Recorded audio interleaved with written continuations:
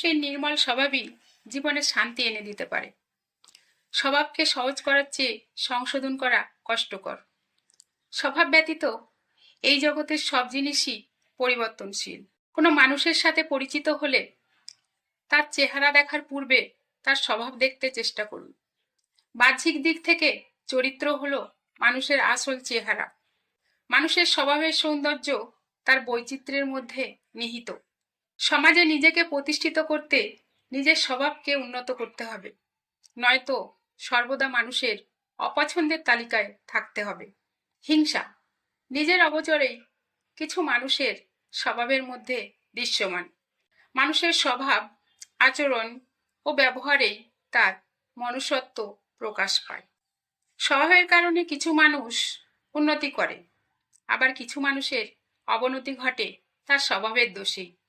সুশিক্ষা মানুষের স্বভাব পরিবর্তন করতে পারে, যা পরবর্তীতে মানুষকে তার ব্যক্তিত্ব গড়ে তুলতে সাহায্য করবে। অভাবের সময়ও যার স্বভাব ঠিক থাকে সেই ব্যক্তিই যথার্থ চরিত্রবান।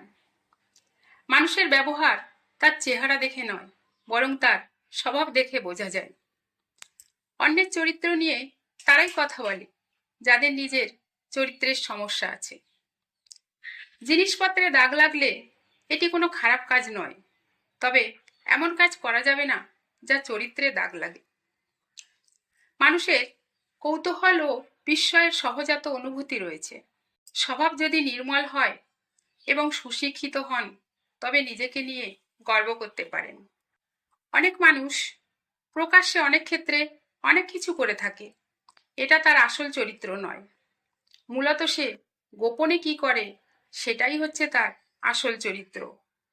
মানবতার সহজাত প্রকৃতি ভালো এবং মন্দ উভয়ই।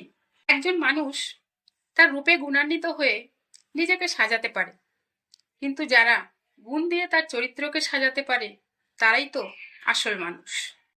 মানুষের স্বভাব ও চরিত্র নির্মাণের কাজ শৈশব থেকে মৃত্যুর আগ পর্যন্ত চলতে থাকে। যে ব্যক্তি তার নিজের উপরে আস্থা রাখে, নিয়ন্ত্রণ রাখে, সে আসলে সবল চরিত্রের মানুষ। ব্যক্তি অলসতা করে জীবন কাটাতে চায়, সে চরিত্র গঠন করতে অক্ষম।